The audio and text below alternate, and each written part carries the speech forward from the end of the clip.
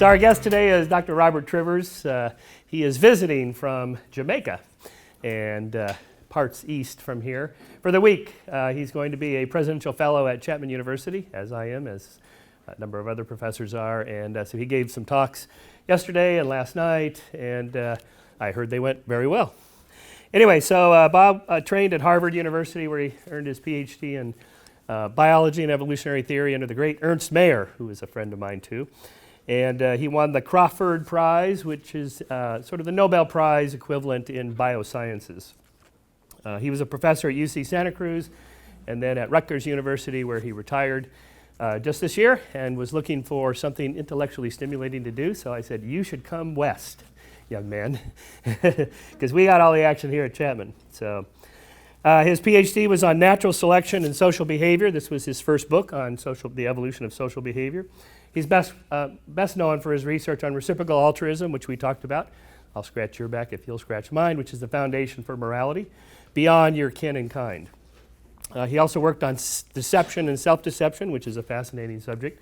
That is to what extent we deceive each other as part of our strategies of negotiating socially, but also how we deceive ourselves to become better deceivers, because if you believe the lie, then you're not really lying. Well, maybe not morally. And then also in parental investment and parent-offspring conflict, which was a wholly new prediction based on theory that turned out to be well supported. So that was quite the surprise. He was also a member of the Black Panthers. I don't know if you were the only white dude that was a member of the Black Panthers. But no, there were plenty. Friends with Huey Newton, and then for his own safety, he got kicked out of the Black Panthers. So we'll talk about that in the conversation. His books are Natural Selection and Social Theory, Social Evolution, Genes in Conflict, The Folly of Fools, and his autobiography, Wild Life. Dr. Robert Trivers. Take it away, Robert.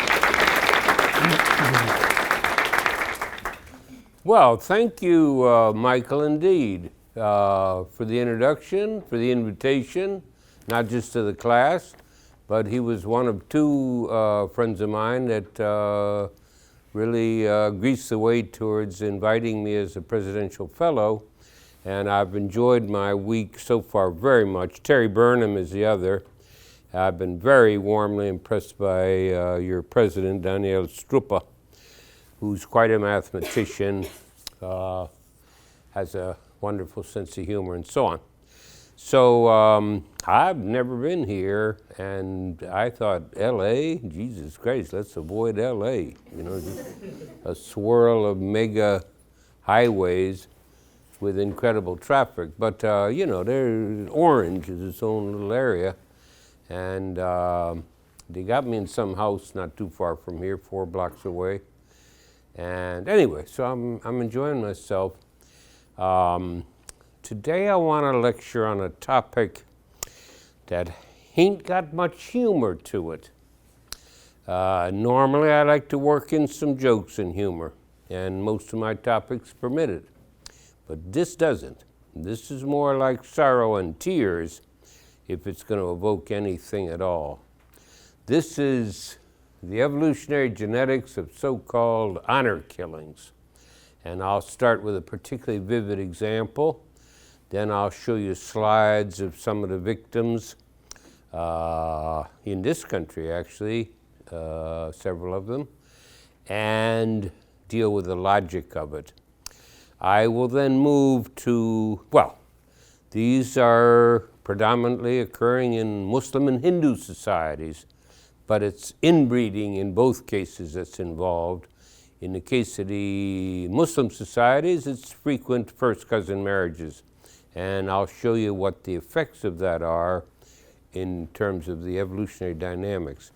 Hindus is a bit different, but we now have excellent data that show that for the last 3,000 years, you've got endogamous castes. That means they within mating castes. And that's very important. From Brahmin down to untouchable or whatever, wherever you are, you're still enjoined to marry within the caste. Then I'm going to switch to a couple other examples. I always like to defend myself against criticism by turning and criticizing myself or my society Like if it's deceit and self-deception in the U.S., it's often self-deception in war, because we're always at war, the U.S., and self-deception makes an unusually large contribution to disastrous wars. Now, the only honor killings we have, in the sense that I'll start with, are immigrants. And they bring with them, in the case of the Muslims, but not the Hindus, they bring with them the habit. And so you'll have examples from the U.S. However, there are other kinds of honor killings. There's mafia honor killings, there's Sicilian, there's a history in different parts of the world.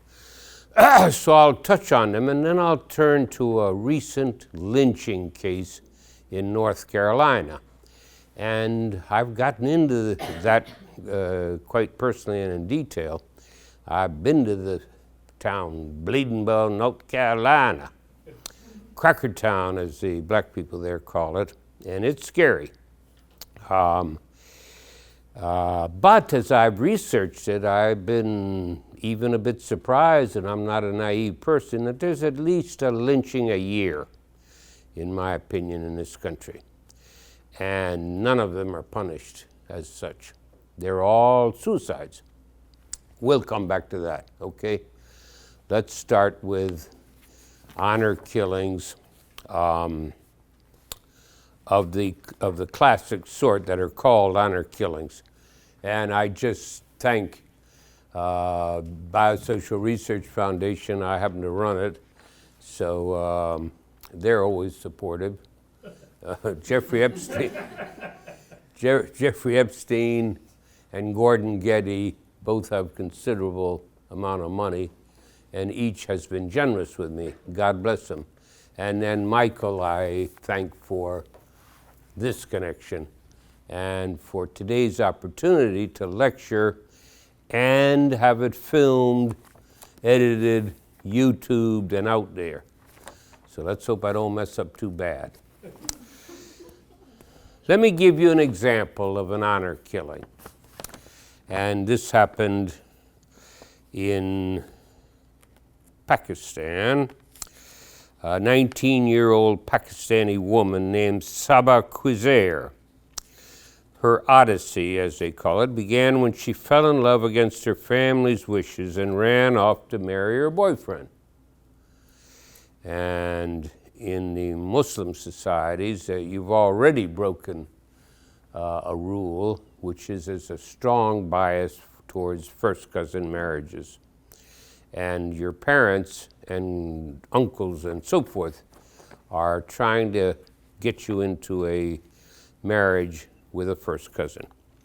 In any case, she doesn't do that. She falls in love against her family's wishes and runs off to marry her boyfriend. I've known for 20 or 30 years that in societies where inbreeding is encouraged, those that are being forced to inbreed often are not excited about it. First cousin, Jesus Christ, I've just met 3 or 4 men or 5 or 6 women that are more attractive, and outbreeding is in fact favored genetically throughout our species, one end to the other. In any case, hours after the marriage, so she runs off, her father and uncle, and that's not accidental that it's an uncle as well as a father, sweet talk her into their car in order to bring her back to see mom. And their story to her is that mom is missing her, and all they're going to do is take her there to spend a couple hours with mom and set her heart at ease, and then they'll bring her back to her new life. Instead, they take her to a river, a spot along a river bank, and first they beat her. This is father and uncle to her. Then her uncle holds her as her father points a pistol at her head and pulls the trigger. Well, he didn't quite do it right. You know, if you want to kill someone, get them back here. But if you get them up here in the neocortex, you may, ruin their memory or make them unable to do this or that, but they may still be alive. and he also may have slipped at the last moment. So there was injury up here. Now, she fainted from the beating and this, and so they thought she was dead. So they put her in a bag, and flung her in the river, and then they drove off. All right. The cold water of the river revives her, and she opens up the bag, and she swims to shore, and she clambers up to the road and manages to attract someone's attention and is thereby saved. Okay.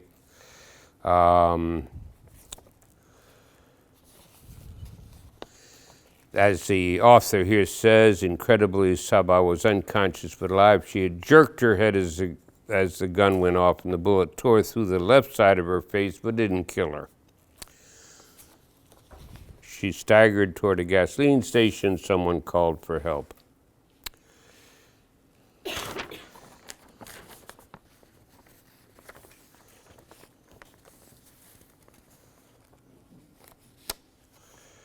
So the police arrested Saba's father, Maqsood, and the uncle, Muhammad, and their defense was that they did the right thing. She took away our honor, Maqsood said from his jail cell. If you put one drop of piss in a gallon of milk, the whole thing gets destroyed. That's what she has done, so I said, no, I will kill you myself. Maqsood said that after shooting Saba, he went home and told his wife, I have gone and killed your daughter. He added, my wife cried. What else could she do? I'm her husband. She's just my wife.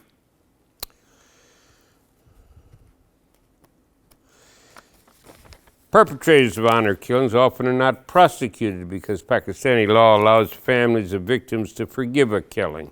So a man kills his daughter, the rest of the family forgives him, and he's off the hook. Tremendous pressure was applied to Saba by community elders to pardon her father and uncle. In the end, her father's older brother, the head of the new family, told her to forgive and move on. There's no other way. We have to live in the same neighborhood. Saba complied, and her father and uncle were released from prison. After this, everyone says, I am more respected, her father boasted. I can proudly say that for generations to come, none of my descendants will ever think of doing what Saba did. The families still live near each other, although the father insists he will not try again to kill Saba. So that's an honor killing. There are various ways of getting out of it in countries where they're common. If you are raped, you are often subject to an honor killing or an honor rape, believe it or not, re-raped, sometimes by 3 of your brothers and in public, taking you around in a village and raping you repeatedly. Why? Well, when you're raped, your reproductive value, as we call it in biology, drops to 0. Because in those societies, you cannot marry if you're a virgin. And if you've been raped, you're no longer a virgin. There's one way out of it. And this is often urged on her. You can marry your rapist. Now, you see, you've restored your reproductive value. You're not a virgin, but you're not a virgin because of him. So you've only mated with one man, right? However, and there's often a dowry payment that's made then by the rapist's family to her family as an additional inducement. So they get money, plus they get a daughter whose reproductive value is restored. She's got to live the rest of her life with her rapist, you know. I don't know how much fun that is, but it doesn't sound like heaven to me. All right, let me show you some particular cases here. Oh, wait a second, I got a little device that'll allegedly do this for me. Yeah, good. All right, now this is a strange case, Henrietta Cara, because she's actually a Christian in Israel. And unfortunately, she's fallen in love with a Muslim in Israel. And her father feels that she's dishonoring him by keeping up this relationship. And at age 17, he murders her. I think I have the notes on exactly how he did it, but the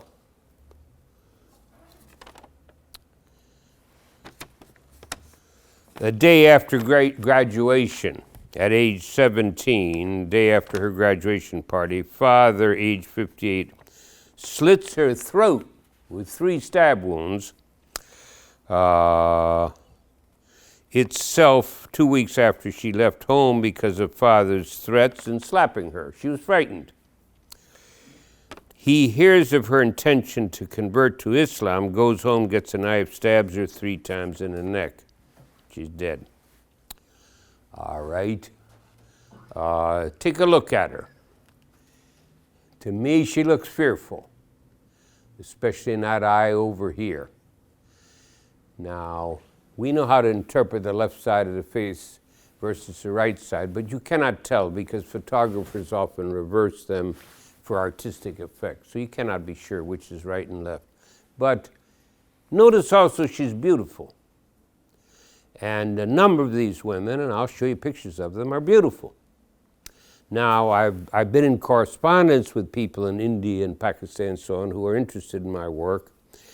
And one woman wrote me and said, that's counterintuitive. You'd expect them to kill off the ugly ones because the ugly ones are less valuable. But that ain't the way it works. There's a bias, and you can see it, towards beautiful ones. All right, let's see what the sucker looks like. There he is, hooding himself up, held by Israeli police, because they arrest him afterwards. And Israel is not a country that honors honor killings, so he's going to serve his prison time over there. Now look at these 2 lovely American teenagers from Dallas, Texas. They are 18 and 17, but they're Iraqi. And their father is, and that's Muslim, and their father is against them because they're acting too American. The major reason given for honor killings in the U.S., which are always Muslim, never Hindu, for reasons I'll come back to, is acting too American. So in other words, you're not going around humbly like a Pakistani girl should do. Hell no. You're dancing to the latest music, you're wearing them jeans that are slit here. Just look at her. She looks like an American teenager. Now look at her. She's doing the American thing of pointing sideways. You know, if you take a picture of me and Michael Shermer, maybe I'll go like this, you know. So we have in this country the strongest youth culture in the world. If you arrive here at age 2 or 3, it doesn't matter where you're from, Guatemala, Pakistan, wherever the hell, by the time you're 15 or 16, all you want to do is be an American teenager. Bollywood produces more movies than Hollywood and has a bigger audience. There's 1 billion Indians out there, more than 1 billion, compared to 300 million plus Americans. However, all the innovation is coming out of Hollywood and Silicon Valley. All this madness with organisms that sprout ears and go do all kinds of stuff I don't even want to try to comprehend, that's being created here. So he tries to force an arranged marriage on her. She's 18 now, with a 56-year-old man, and she resents that and resists it. So he goes ahead and shoots the 2 of them to death in the back of a Sorry, I wanted to get their names, and it's just being misplaced here. She didn't want that, and she resists it, and so he shoots the two of them to death in the back of a taxi, and he gets away with it. He is still free. He is still on the FBI 10 most wanted list, okay, some 10 years after this thing. Now look at this pleasant organism, okay. Yasser Abdel Said, father and murderer of Amina and Sarah, okay? And that's taken right around the time of the murder, so I guess that's about 7 years ago or so. Now in this case, I actually do think you have a pretty good idea what's left and right of his face, because 90% of men are right-handed, so he's likely right-handed, in which case this eye is controlled by the right brain. And as we know, the right brain tends to be the emotional brain, both for receiving emotional signals and also sending them out. And this tends to be run by the more dominant left side, which controls speech and so on. I'm not sure you can make anything out of that. I don't know whether he looks wickeder in this eye than in this eye. But that's the father. And he got away with it. Now the girls claimed before they were murdered that when they were 12 and 13, he was diddling with them between their legs. So again, there's a kind of sexual sickness that's interwoven in here, which I haven't really worked out. But it's related in my mind to the fact that they're often very good looking. Okay, fine. Another lovely young woman. This time in, not in Texas, but in Arizona, Nur al-Maliki. And she's 17 or 18. And again, she's going against family's wishes. She's been raised in the U.S., but returns to Iraq for an arranged marriage. So her father flies her over there to have her married to someone. So she's forced into a marriage in Iraq. And that will be to a close relative. Typically a cousin, first cousin, sometimes a second cousin. She abandons the marriage, the family kicks her out, and she lives with her boyfriend's mother. Her father finds her outside of a welfare office with the woman's boyfriend's mother, and she's helping the mother get food stamps. And he promptly strikes both of them with his vehicle, and then he backs up and he runs over his daughter. The other woman, who he might have hostility toward and so on, he doesn't. She recovers, but his own daughter dies 2 weeks after he's run her over. Okay? So it's another honor killing. And once again, you know, lovely looking woman killed. All right. Now this is just a pastiche of victims of honor killings, and you can see the same woman we were just talking about here. This is a strange case whose details I think I know about, but I'm not dead sure, where multiple girls are murdered. But you can look at the different girls, and they're often rather nice looking, you know. I don't want to say they're not all nice looking, but they tend to be nice looking, and they're just victims of honor killings. Okay. Now, here's a famous case when it happened, so it gets written up in the Wall Street Journal. And this is a well-known Pakistani woman named Qandil Baloch, but that in fact is a fake name or a stage name more. And she was very independent, and she made videos, you know, stuff you could post on Facebook and that kind of stuff. And she hid her identity by inventing this new name and so on. And there was reaction in Pakistan towards her, you know, just as in this country now, where we got some idiot that tweets and then a whole bunch of people tweet for and against him. So she's arousing more and more hostility. And then through a story that I'll spare you, it comes out what her real name is. And now she's scared. And she goes back to try to hide in her village. And so she's murdered by her brother, if I'm not mistaken. And that's him. Okay? Why did you kill her? She made indecent videos on Facebook and dishonored the family name of the Bala. Remember the earlier person that says, they will remember for generations what I've done.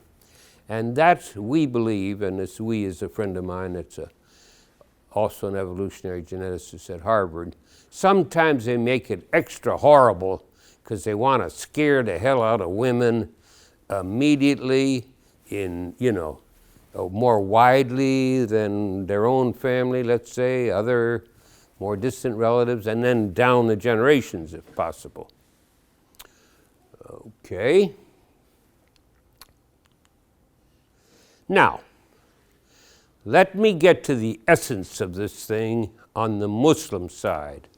The Muslim and the Hindu both involve inbreeding, but to different degrees and in different ways.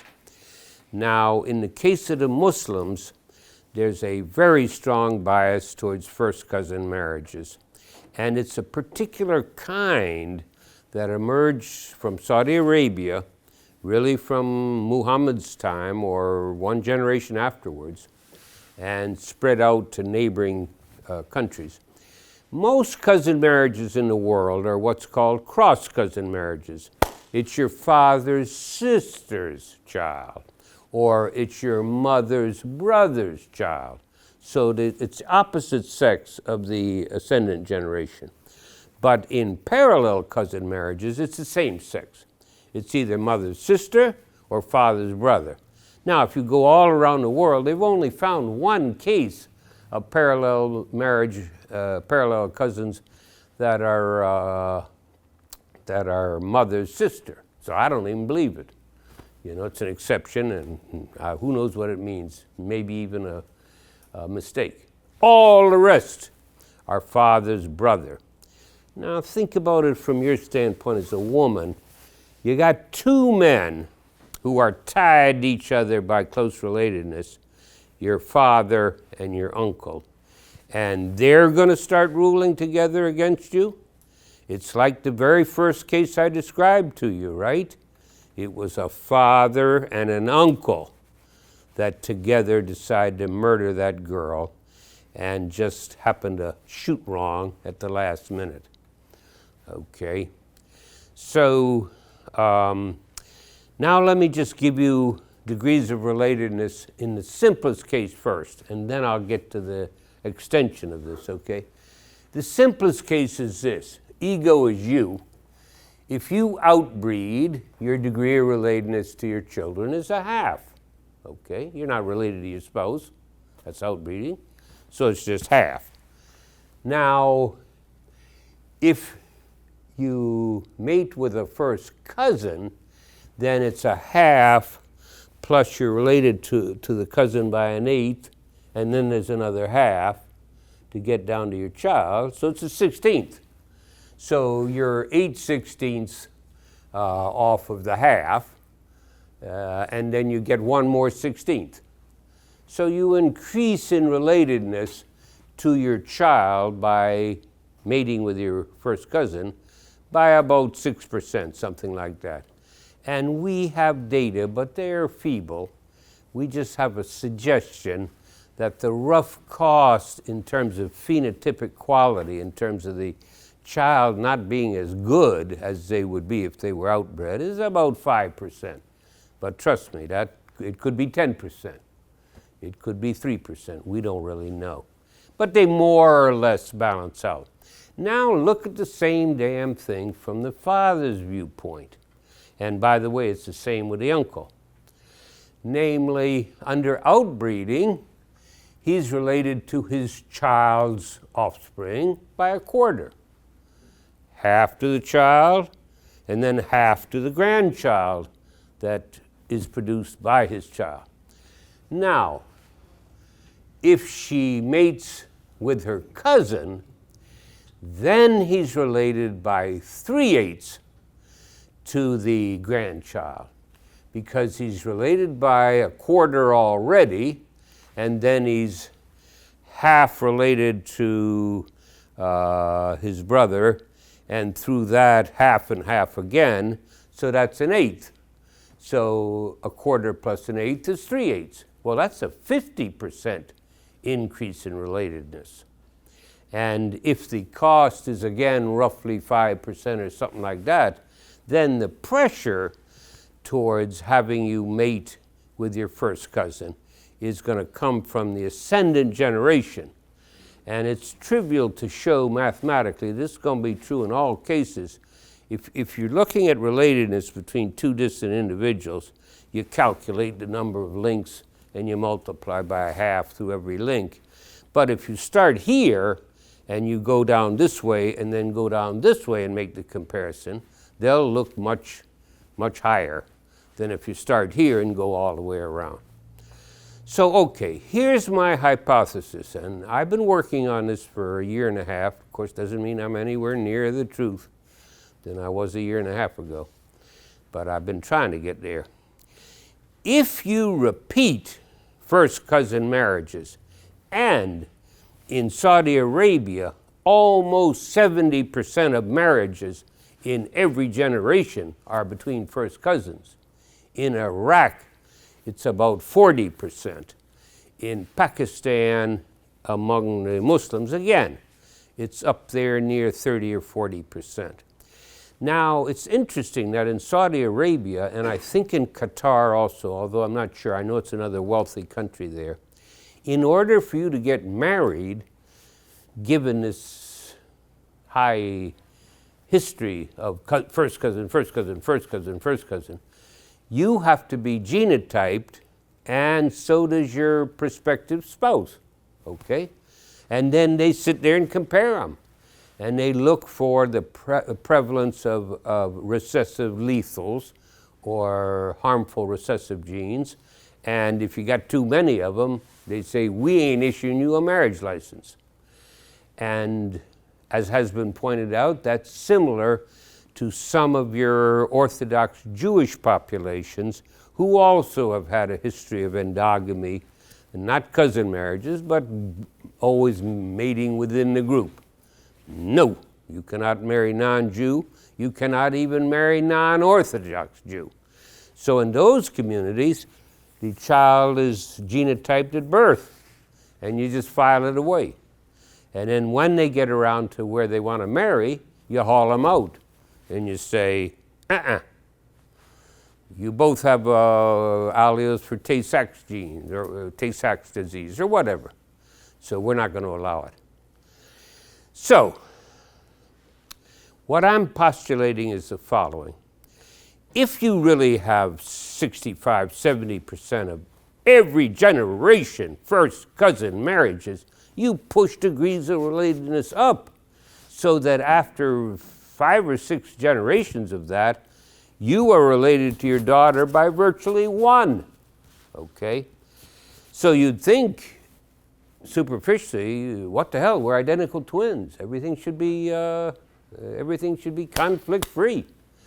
No, because you are also now highly related to your nephews and nieces, and even to your first and second cousins, because they've all been driven up too. So you might be related to your, nobody's done the exact calculation, by the way, so if anybody has a lot of spare time and a little mathematical talent, I've got a job for you. But let's say you've driven it up to where you're 98% related to your daughter, but you're 96% related to your nephews and nieces and 92% to your cousins or something. It's all pretty close, you see. So what has happened by this repeated first cousin marriages is if the daughter does do something that's harmful, let's say, to others, to relatives, you, the father, value those other relatives much more relative to your daughter than you do under outbreeding. Under outbreeding, you value the daughter by a half. Nephews and nieces only half as much. First cousins only quarter as much, and so forth and so on. So the chance that her actions are going to harm these other relatives sufficient to make up for the fact that you're 4 times as related to your daughter ain't so great. But with a long history of Keep going. I just got yeah. the computer. It's all good. Okay, well, whatever you say, Michael. So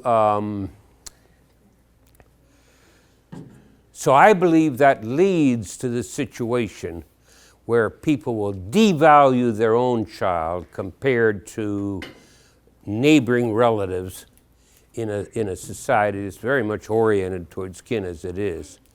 And that increases the chance that you'll feel it's advantageous for you to go kill her. Okay? Now, there's an interesting contrast between Muslims and Hindus in honor killings, and that is this.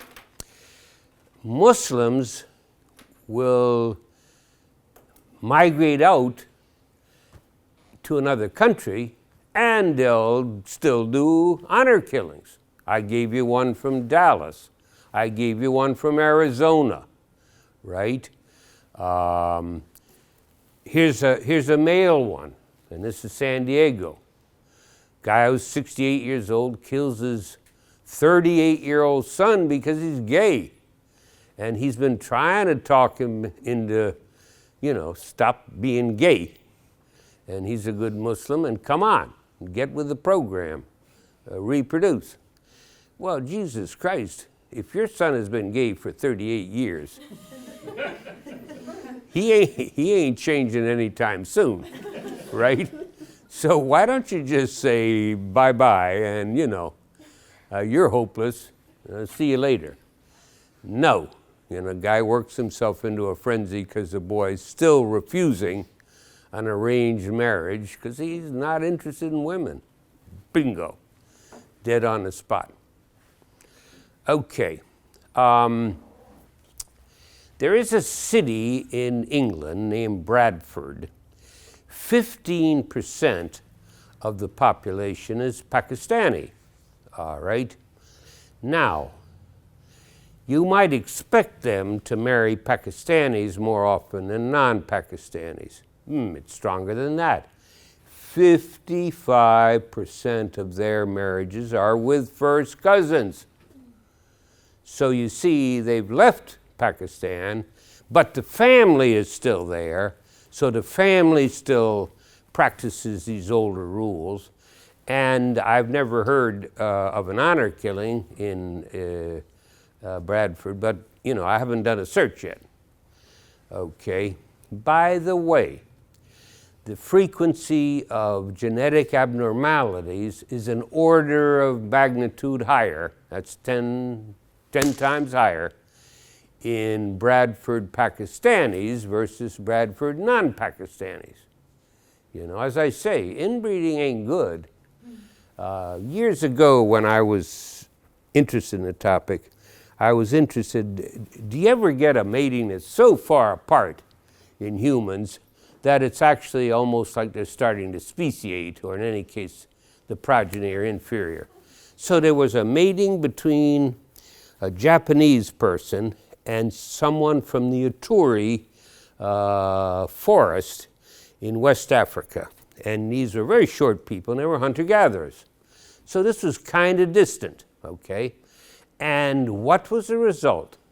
As I remember, there were two things. There was greater fetal wastage, so you were more likely to miscarry as a mother in that kind of mating. But if the child was born, just as always in outbreeding, it was taller than either of the parental stocks. Same thing with corn. Same thing with, how far apart your grandparental villages are in Italy if you're Italian American. Further apart they are, taller you are. So you get the outbreeding advantage versus inbreeding depression. Okay, fine. Let's see where I'm next because I'm about to talk about Hindus. Ah, very good. Oh. Muslim versus Hindu honor killings. Repeated first cousin marriages, sometimes second cousin. Killers are close relatives. It occurs in immigrant countries precisely because when you move with your close relatives. And they are there to first cousin marriage and they're there to murder you. Now, Hindus are different. They have a long history of endogamous castes. You know, in a Hindu society, you go from Brahmin down to untouchable. And you got various castes running down so. Now they've done the recent beautiful genetics paper, and I did spend a couple hours looking for the non-existent slide I had made from it, showing you for South Asia, which includes India, but also, Pakistan, Bangladesh, and so forth, that for the last 3,000 years, the castes are endogamous. That is, they marry within the caste. Now, they also usually have a rule against subcaste marriages in Hindu societies. So it's like close inbreeding they're not in favor of, but they have a long history of inbreeding, of within caste matings. There's a need to protect the honor of one's caste, especially in small rural villages where you have, let's say, 4 or 5 castes, and they're interdependent. The Brahmins do this, the untouchables sweep up everything. They have the different castes that have their different roles, and they're interdependent such that if you dishonor your caste relative to the caste, then the people in your caste may get angry at you because you're lowering their status in the group. So it is not your close kin that are the killers. The killers are the village council, especially the chief of the village council. So the village council is a bunch of old men that get around and meet every now and then to talk about things, including who the hell to kill this week. Okay? And the chief has special power. Now, you see, when they migrate, the village council does not come with them, nor does the chief of the village council. So in Hindus, that's the end of honor killings. They have to occur in the country of their origin. If you look at England or the US or wherever, and they're Hindu, no honor killings. Here is honor killings reported in 26 countries, and what they've done is separate them by victim's home country versus immigrant communities. So let's first just look at the immigrant communities. This is not Muslim or Hindu, US, Canada, but the Muslims that have come here, do it because they come with a family group. Likewise, England, Bradford, as an example of inbreeding and so on. Germany, Denmark, Sweden, Italy, okay? So these are all Muslims that have brought their habit with them. Now, what about these countries where it's the victim's home country? These are all Arab, countries that are connected with the Arab world and were partly settled by them, including India and so on.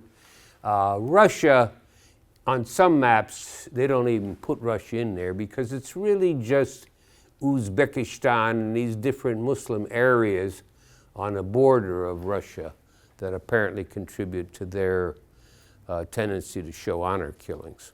Okay? No.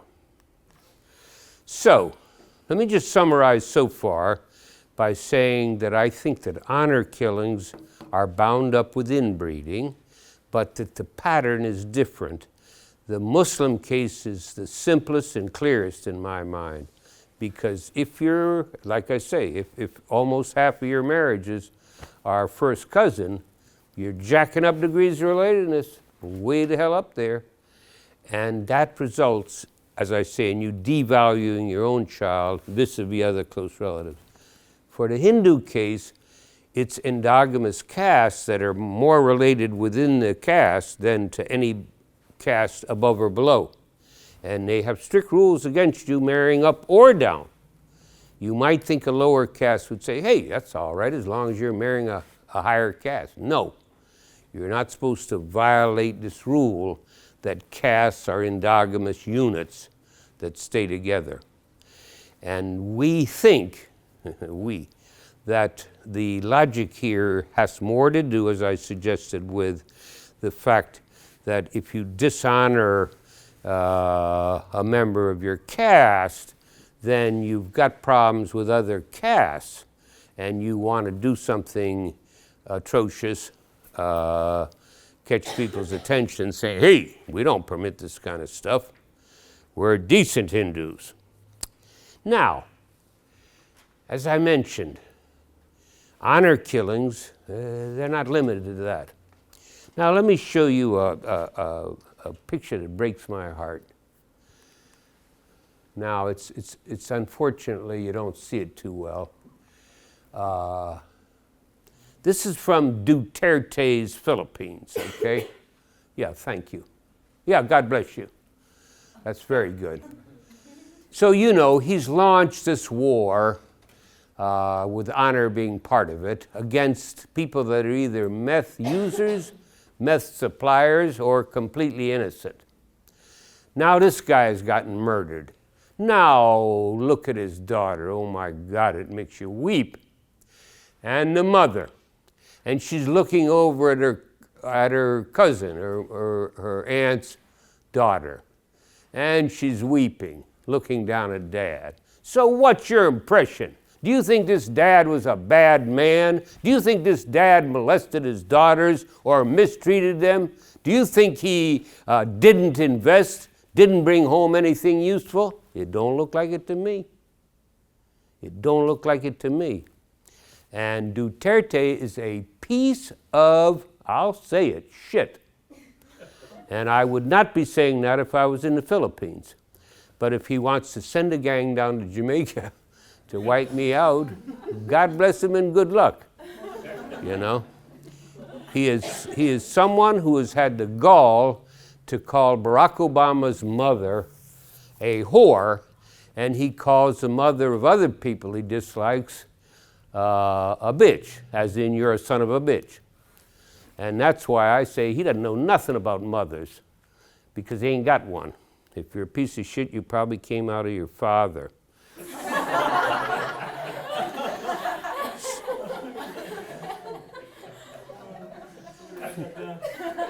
Now, here is a grotesque slide. If people want to say, if people want to get up and say, hey, you're criticizing Muslims and Hindus, so Christians are so good? Well, no, they ain't. God Almighty. This is from an Irish orphanage, and this is sometime in the last, I don't know what, 50 or 60 years or something. Now, these are all abandoned children. These are children of unwed mothers, and the women have to give them up to an orphanage because, for example, in England as well, you could not get employed. You couldn't even get a job if you're an unwed mother. So in any case, look at how the nuns are treating these. She's stone crazy, okay? He looks like he's sort of fortified against whatever the hell he's facing. This is my favorite. I don't know what to make of this guy. And he doesn't know what to make of the situation he's in either, right? The only one that looks halfway normal is this one. Now, I don't know whether you've heard of this. Have you ever heard of baby farms? Raise your hand if you've heard of baby farms. Ha ha, Michael. God bless you, Michael. Yeah, I only learned it, a couple weeks ago, doing research with my research assistant on this. But baby farms predate these Irish nunneries by 300-400 years. In other words, in the 1500s or so, there were baby farms because, again, if you were an unwed mother, which is simply breaking that goddamn rule, that in order to reproduce, the only species on God's green earth where in order to reproduce you got to get a piece of paper stamped, Catholic Church or whatever, that says you're married and are allowed to reproduce. So unwed mothers from the countryside would come into London and they would see a sign that says, baby care for 10 pounds. And then they would say, we're going to look after your child, and it'll be like an orphanage, and you don't need to worry about a thing, and then you can return to the countryside as a woman with no child. No evidence you've reproduced. All right, so you come up with the 10 pounds, you give it. Well, in some cases, they just take them out back and fling them. So they later discovered these pits with 60, 70 bones of very young children. Or there were other cases where they would run the baby farm for a little bit, but they're not actually feeding them, so they're starving to death and so on. Ghastly, ghastly, and yet you think the English talk about that? You think the United Kingdom, with a king and a queen, will tell you about their own nasty history? The answer is no. Now let's move towards lynching. There's a culture of honor in the South, which is greater than the culture of honor in the North, but it's especially strong where Southern white womanhood is involved. And of course, the rule is that no African American is allowed to have sexual relations with a Southern white woman. Now, if you make some comparisons between Southern U.S. states versus Northern states, down South they perceive threats more readily. You just run experiments. And how quickly do you perceive a threat? They show increased cortisol, which is stress, and testosterone after being insulted. So you show a stronger record. More school shootings per capita, higher murder rates, and so on. All right, now let's get to a lynching 3 years ago. Now this is the mother of the victim, Claudia Lacey, and she looks like death warmed over here. Notice she has a very symmetrical face, which is a very positive variable in a number of ways, including looks, but she's suffering so badly from the lynching of her son. This is her favorite picture of him. We'll come back to it. This is him at age maybe 15 or something. He was lynched when he was 17, 3 years ago. That's her second oldest son who is supporting her there. Now, here's Lennon, who was lynched. He's got an ROTC uniform, so he's planning to go into the military. He's got on his football uniform because he's a star linebacker for his high school's team It's just that he's not been allowed to play last year because his grades weren't high enough. But he worked overtime and his grades were above the cutoff line. So the next day, he was due to play for the first time against another school. And like every African American youth with some power and strength and ability and so on, he's hoping to get his football expertise as an entry into college as a football player. And then, of course, if he's real good there, get into the NFL and buy your mother a house. You know, so he's laid his uniform out the night before he allegedly commits suicide. This is part of the evidence from the family's standpoint that it's utter nonsense. There was nothing suicidal about him, okay? And in particular, not that night. Now there he is, and you can see he's a solid fella. He's 210, 220 pounds, and it would have taken 4 or 5 men to beat him into submission and then hang him and make it look like a suicide. There were 4,000 lynchings of the public sort after Reconstruction. When you were a slave, you had monetary value to your owner. So there was very little murders directly of your slaves. But after slavery, no. Now you got to protect Southern white womanhood from all these black men, okay? So here he is, and he's got on brand new sneakers, cost $130, and you know, they're the latest Nike sneaker, and it's size 13 feet, and so that's what he was wearing the night he was murdered. Oh, sorry. The 4,000 lynchings, those were dreadful scenes. I wrote a thesis in college on riots in American history, but I left out lynchings because I couldn't bear to look at the picture. There's 40 or 50 deranged whites, you know, and then there are 2 black men hanging by their neck. But the more recent lynchings are all suicides. They're lynchings masquerading as suicides, so there's just a single victim and there's no public scene. The lynching is done in private, late at night or whatever. Right? Now, here's where he was lynched. He was found hanging from this crossbeam, which normally would have a swing set. And there's several of these. And this is a predominantly white and poor white housing scheme. And in fact, black people were warned, you don't walk through our place at night.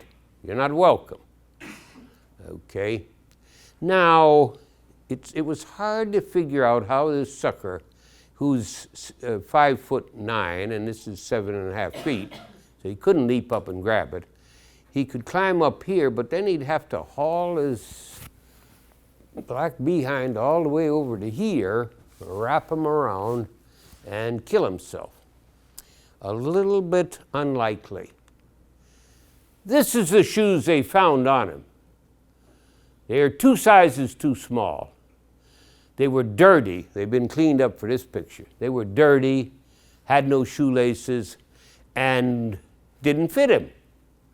Probably the value, the financial value of the shoes he had was worth stealing. Yeah, we'll kill him and we'll take the shoes as part of the bargain. Okay. Now this is the problem.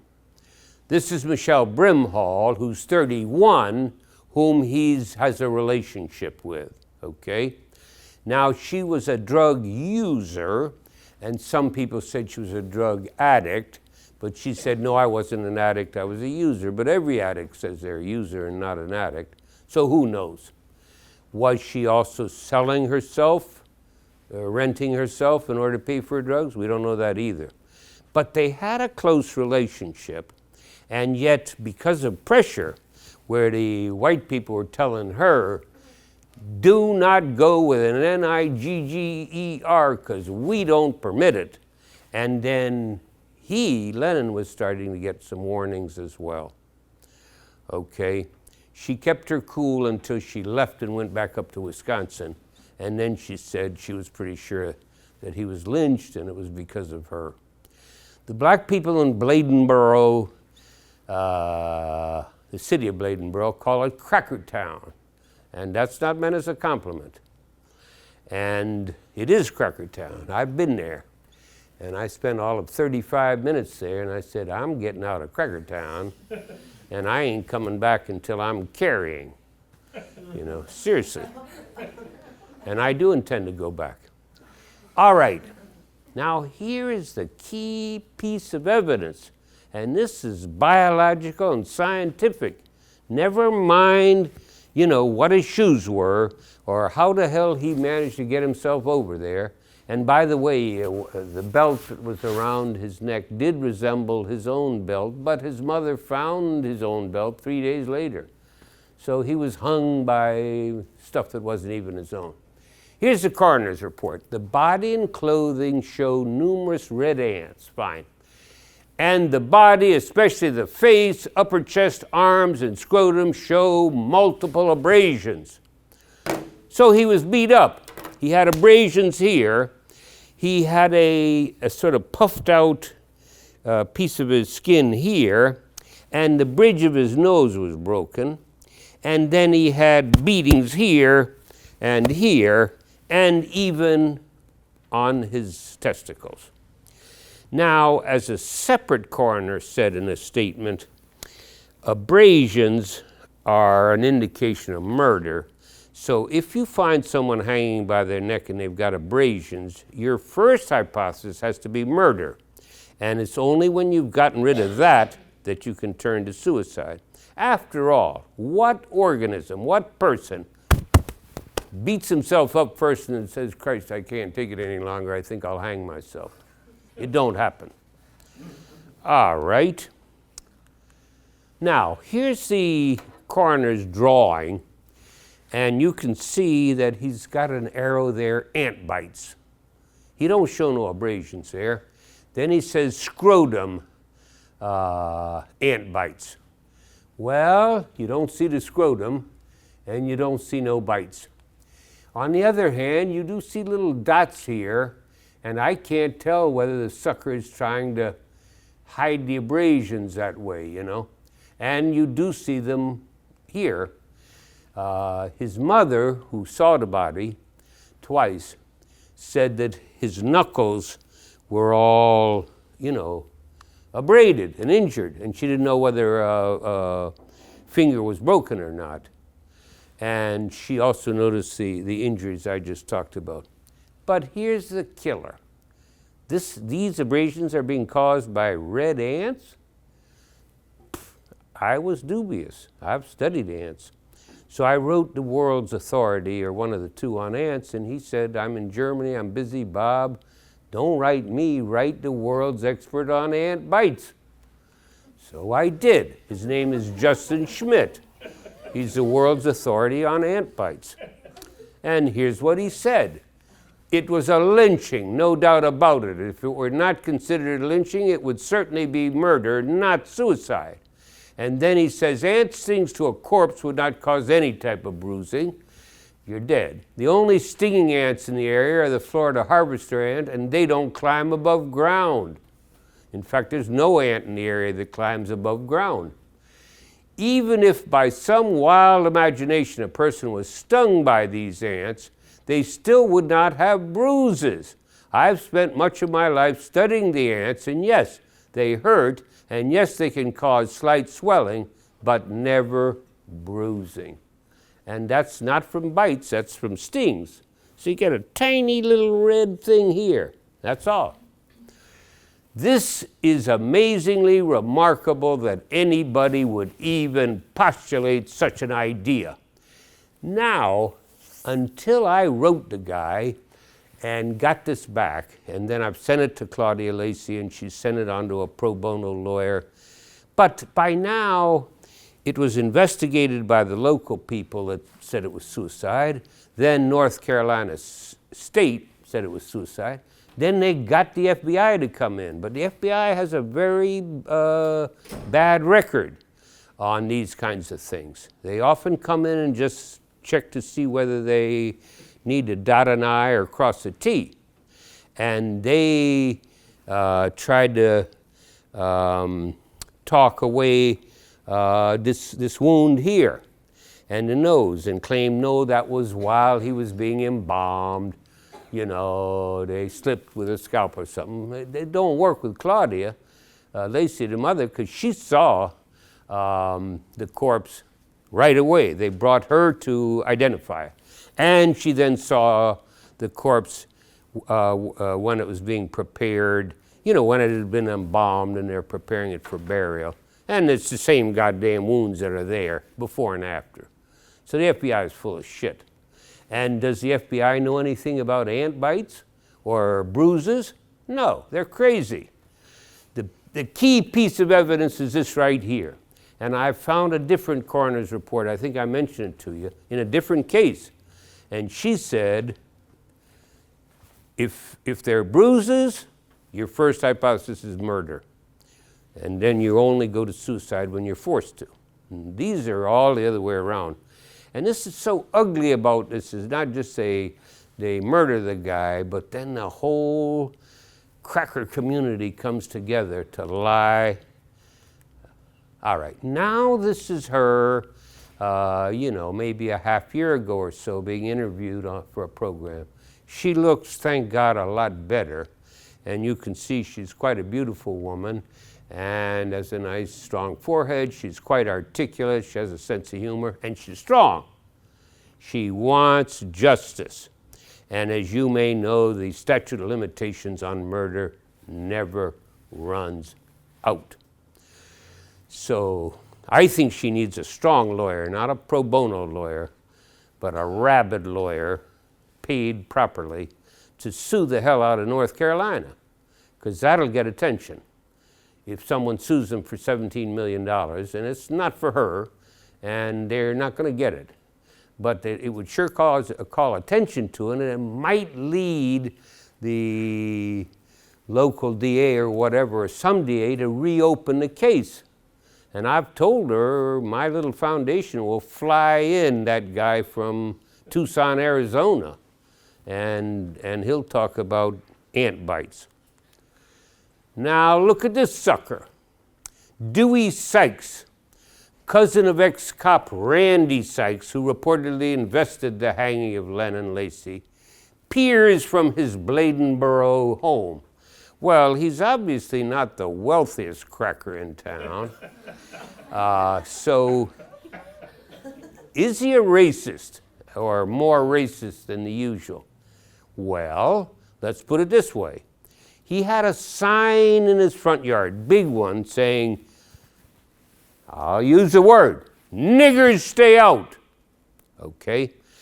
And the city asked him a couple of years before Lennon was murdered to kindly remove the sign. They might agree with it, but they don't think it's good public image. He lives 50 feet from where Lennon was found. And as I say, looking at Lennon, it took several men to beat him to the point where they could hang him. Is this guy a racist? Well, according to Mrs. Lacey, he was well known to stop people arbitrarily, especially black people, just to see what they were up to. You know, stop you and say, is that weed I smell? Or whatever, you know. So that's old Crackertown. Now, here's a couple of other recent lynchings, in my opinion, but all ruled as suicides and swept underneath the rug. Now, this is in New York, for Christ's sake. And this guy is 60 years old, and he's found hanging 30 feet up this tree. He went missing for 14 months because everybody's out there looking for him and nobody's saying, maybe he climbed up 30 feet and then hung himself. He's overweight, you know. I can tell you, if I'm killing myself, I ain't going higher than 8 feet. That's it. There had been tensions in the community because of Parrot's friendships with white women, and that the letters KKK had been carved into a tree in his yard. KKK is known to be active in Bladenboro. Okay, so that's very suspicious. Now, what about this guy? Here he is graduating from high school, and he's going to go off to North Carolina State. This is Maryland. Okay. And what's his problem? He drove fast and he had white girlfriends. And he's found hanging by his neck. And again, it's just amazing how quickly they get rid of any evidence or any possibility that it's murder. They even cut down a tree. They don't tell the parents for 5 or 6 days, all kinds of stuff like that. And I could show you a slide, but you know, time is limited, where there's 7 recent hangings that are suspicious. 4 of them are in Mississippi. Christ almighty, a black person hanging in Mississippi, that's suspicious on the spot without finding anything else. 2 were in Florida and 1 was in Georgia. All right, so I think it's a real problem, a once a year at least problem. Now, there was a big demonstration in Bladenboro, Justice for Lennon Lacy. The NAACP led it. And this was Claudia's favorite picture of Lennon. He was a sweet boy. He was the biggest of her children. He was the last one born. And they called him Big Little Boy as their nickname for him. And he had a especially close relationship with his mother. He would massage her legs when she came home from work, because you know she was doing hard physical labor. He would wash her feet. He was a very loving youth, and you know, was supported by his family. Now, we ain't gonna get justice for Lennon Lacy anytime soon, because we've already gone all the way through the FBI, and everybody signed off on it on complete bullshit. So to get justice for Lennon Lacy, and I would like to see it, we have to do something more aggressive. And let me just give you one hopeful account. Man killed in 1983 for socializing with white woman. That's this character right here. Perfectly pleasant looking black youth, smiling and so on. They just now arrested these 2 characters. That's 36 years later, or 34 years later maybe. Gephardt, 59, and Bill Moore, 58, were arrested and charged with felony murder. This was a cold case file. I think this was Georgia, and they reopened it, and apparently, I have not gotten a lot of details about this case, but apparently these guys were bragging about it. And finally there were people that just went to the DA or whatever, or the police, and they reopened it. And these 2 guys were arrested, and 3 people that kind of acted to protect them. So in any case, to summarize, if a talk like this can be summarized, honor killings of the Hindu-Muslim sort, very ugly, counterintuitive at first in a very fundamental way for evolutionary theory, because Jesus Christ, we're supposed to be selected to leave surviving offspring, and not kill our children, and certainly not a grown child. There's situations under which people, as in the case of animals, will selectively kill off youngsters at birth. It's not pretty, but it's not as expensive as raising a woman for 17 years and maybe even giving some of your heart to her and then turning around and cutting off her life. So it's an ugly, sad, counterintuitive thing, but we believe, or I believe at least, that the logic is being laid bare now.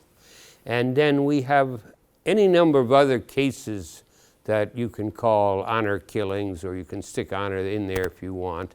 And in particular in the US, we've got this dreadful history of lynching, and it's still going on. And the only way to fight it is, well, I don't know what the only way to fight it is. I have an interest in fighting it. So thank you again for the invitation, and thank you for your attention. Well,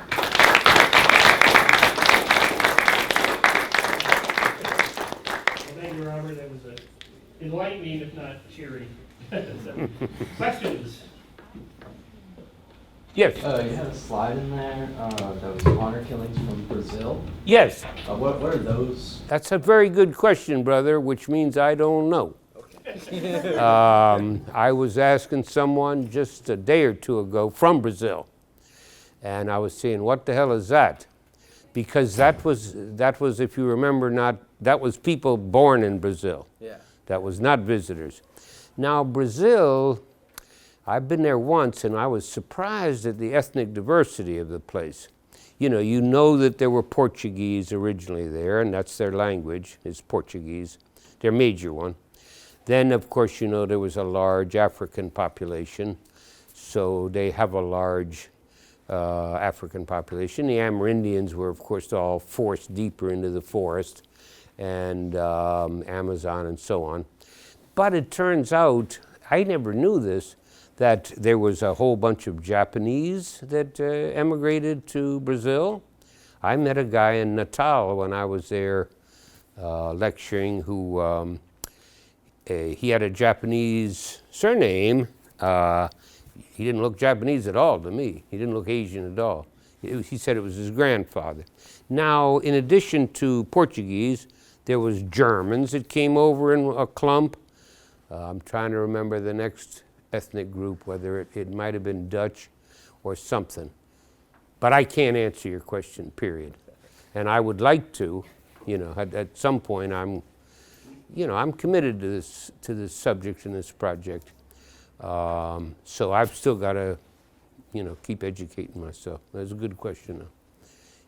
As soon as you find out, by the way, it's very easy to find me. Just Google my name and then email me, will you? Okay, thanks. I take that as yes. We got one here. I'm wondering how rigid the caste system is, or caste mobility is in India. I'm wondering if maybe there's greater mobility now with industrialization and formal education, and if that's the case, would you say that honor killings are decreasing? Well, that's a good question, and I would agree with both of your assertions.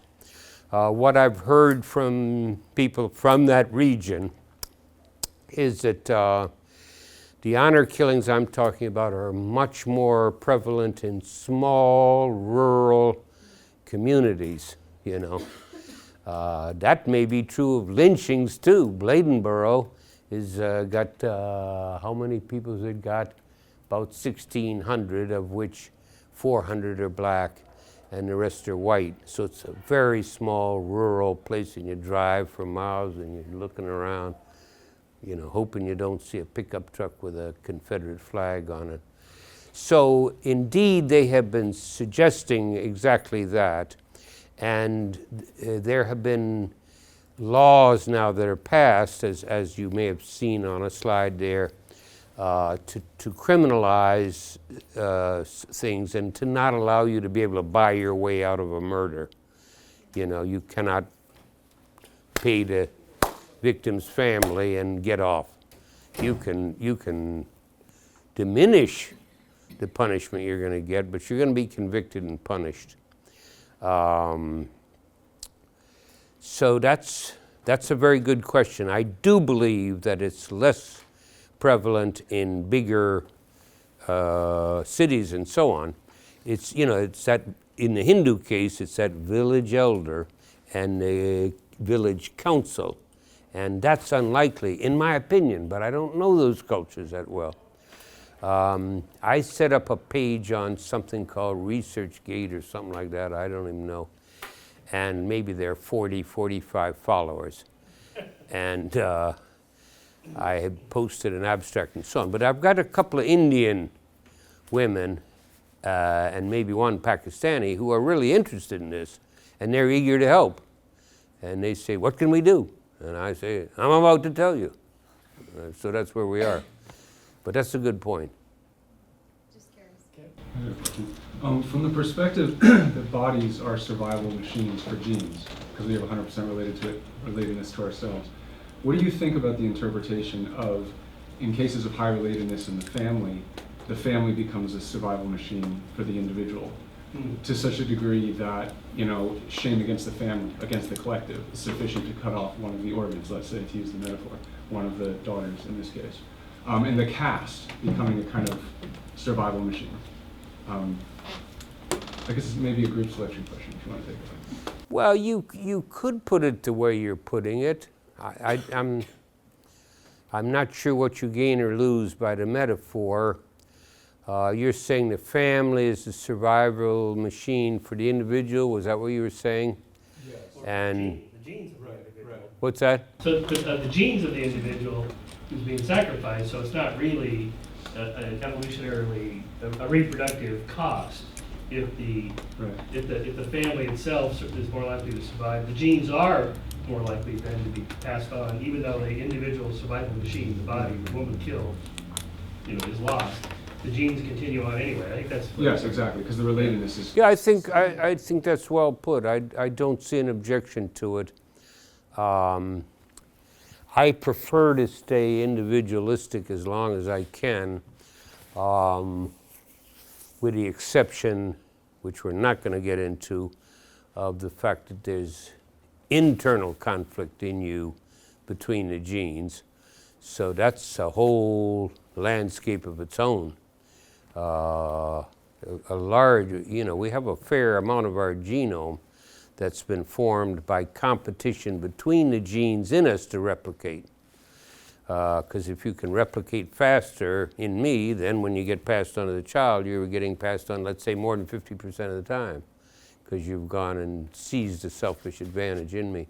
But I don't see anything wrong with the way you're putting it. I may be mistaken. So, if I'm getting your hypothesis right, then these honor killings in the U.S., would you expect the perpetrators to be much more closely related and marrying cousins oftentimes, or? No, I don't, and I should have stated that at the beginning, that this is the opposite in a way of the let's say the Muslim case, because you are killing someone to whom you are more distantly related, i.e. a black guy.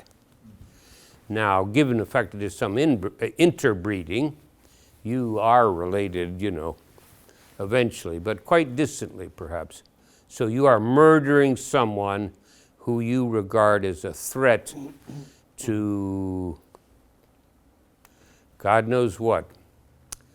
Your reproductive success, I don't know exactly what it's a threat to, given the long history of racism in the U.S.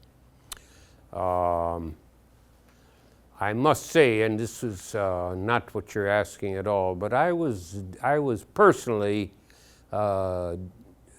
deeply disturbed, or at least disturbed, by Charlottesville, because this was the first time in recent history that the KKK could come out into the open and march up and down as the KKK and use KKK symbols, right? And we know why that was. We know who's encouraging that. And he has a long personal racist history. I'm talking about our president. And one thing that you may or may not know about him, but it's vivid in our minds who live back in the East Coast and near New York, because that's where he and his father made their money, and it was racially discriminatory apartments and so forth and so on. But I don't know whether you remember the famous case of the 5 youngsters who allegedly raped and nearly killed a white jogger in Central Park, right? And they were pressured by the police. The police are able to extract a false confession for you by keeping you up for 36 hours, pressuring you, and then telling you, you can go home if you just sign this. No, you sign this and you're about to go to prison for 6 years. All right. So they do the DNA 3 or 4 years later, and none of the youth's DNA match up with the DNA on a raped woman. But the DNA on the raped woman happens to match DNA they already have. And he's a serial rapist. And where does he prey on women? On the margins of Central Park. So they just went and picked him up, and that was the end of that. And then they released the 4 or 5 youngsters. Now, I don't even like to use his name. The current president, when the boys were first captured and being tried, he took out full-page ads in the New York Slimes, as we call that newspaper in Jersey, and maybe the Wall Street Journal and so on, calling for the death penalty for these 4 or 5 boys. Now, as you know, he never admits to being wrong. So when the evidence came out that the 4 or 5 boys had nothing to do with it, that they should be released, and we now know who the guy is, and we've got him. No sirree. He backed his thing again. He said, no, I don't believe it, and I do think we should have the capital punishment for it. I mean, if he had his way, the capital punishment would kick in before you could find the evidence that would show they were innocent, I was very disturbed by letting, well, they have an expression there in Bladenboro, the dinosaur may be dead, but the dinosaur left eggs. And that's a reference to, in a way, into the KKK may not be allowed to, go out there in the open like they used to, but they're still there, and so on. Anybody else? Yeah. So I'm not an expert on inbreeding genetics, but is it more likely within the biopsychosocial and cultural aspect of the fathers of the women who were victims of honor killings? Are they more predispositioned to be aggressive? Predisposed to be what? Aggressive because of the inbreeding. Oh. Oh, the fathers and the uncles, yeah. Yeah, that's a good question. So, well, state it again then. Well, are they, by the inbreeding over the many generations, are these males that are doing the killing predisposed to be more violent anyway? Why would that be? I don't know. Maybe for some other selective pressures, I don't know. Off the top of my head, I don't quite see it, but it's a worthwhile question. This thing is inevitably complex with lots of different possibilities. I mean by the cultural influences and the biological influences, they can create your own certain epigenetics, and then that can Yeah, like the culture of honor. Now you're tossing around words like epigenetic. What are you up to? I would have to hear an explicit argument for what was the selection pressure for greater aggressiveness. I don't see that inbreeding per se would lead to it. It's a good argument. I mean, But if it'd be a worthwhile test to make, just in case. Well, if you reworded it a bit, I mean, you can have inbreeding that results in clumps of organisms that are more closely related, and then there are other clumps here that they're not related to or more distantly. Now, do they then band together to mess with these? One would have to think out all these possibilities, And I think you were going to say something. I was just wondering if it's perceptions of threat, and so you're selecting for members of a family that would be more aggressive because coalescing would be. What's that? I don't know. I don't get that. It's just that. Well, a little bit like your slide you had on the culture of honor that leads people from the South to get more stressed when they're insulted. For example, this famous experiment done comparing students from northern states versus students from southern states. So the pretext was you're in this room and you got to fill out this form and you have to take it to this room at the other end of the hallway. So the students are walking down the hallway, and Vernon here, who works for the experimenter, throws his elbow out and hits me and says, "Asshole." And then I'm like, "What?" Now the northern students were like, "Oh, sorry," and the southern students were like, "Oh, yeah?" And then they drew their blood, and their stress hormones were off the scale. So could it be genes that facilitate territorialism, facilitate inbreeding? Sure. Genes can do anything. I'll just make a comment on genes because social sciences and the whole field was so ignorant 30 or 40 years ago. They like to tabula rasa. We're all born with an empty brain, and it's just, upbringing and culture that fills it up. There ain't no genes that differ one to the next. Well, sorry, folks.